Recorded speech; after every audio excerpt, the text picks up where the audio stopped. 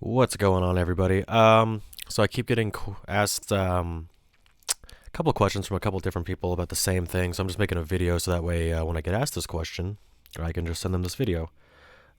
Just makes my life a little bit easier. So the question being, how do you get your VSTs or your plugins, etc., to show up in your DAW? And this should work pretty universally across all DAWs. I mainly work in Ableton Live, but um, 9 times out of 10, this is going to show up in a preferences menu of some kind. So without wasting too much time, let's just get into it. So in Ableton Live, it kind of works differently for Mac and PC, but they're kind of similar, and I'll go through both ways.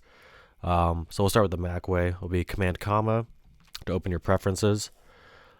On the left here, you'll see a couple of navigation tabs, and then you're just going to go to where it says plugins, and you'll see this kind of array of options, and handful of options down, you'll see one that says VST2 plugins custom folder.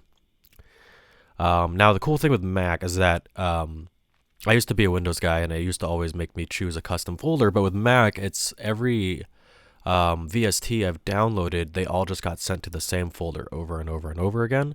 And Ableton knew where to look for that folder by default.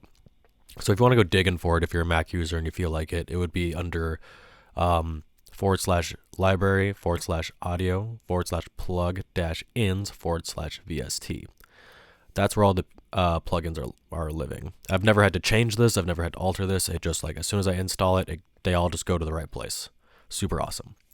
As a result, on the left side browser over here, I have my VST and VST3 plugins, and they all just show up. No issue.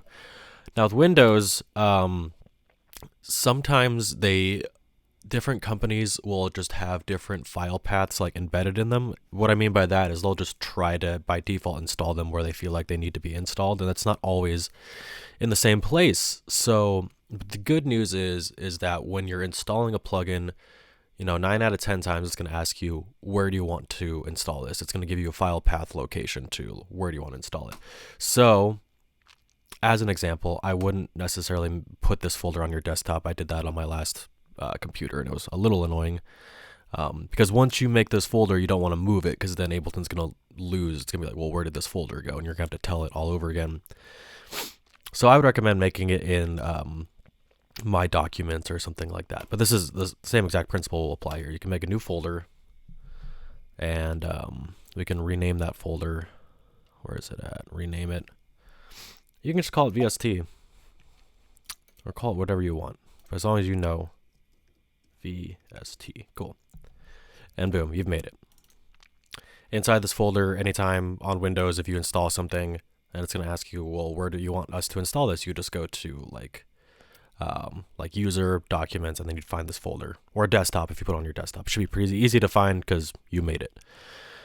So with that, with plugins now living in there, you can go back to your preferences, and where it says VST2 plugin custom folder, you're going to go to browse, and you would go to, in my case, the desktop, and you click on this VST folder, and you click open. Now I'm not going to, because clicking on this would make me have to go find my old original VST plugin folder, but that's the premise, is that you're just going to want to go to browse, and you're going to want to find the folder that you created. Click on that, and then that's going to be the one folder that Ableton pulls from to have its plugins, because it's only going to pull from one folder at a time. You can't have some plugins living in one folder somewhere on your computer and then plugins living in another location on your computer and expect it to find it in both locations. Everything needs to be in one location. So hopefully that helps, and it answered some questions for you guys. If not, just always feel free to reach out. I'm always happy to talk about this stuff with you guys.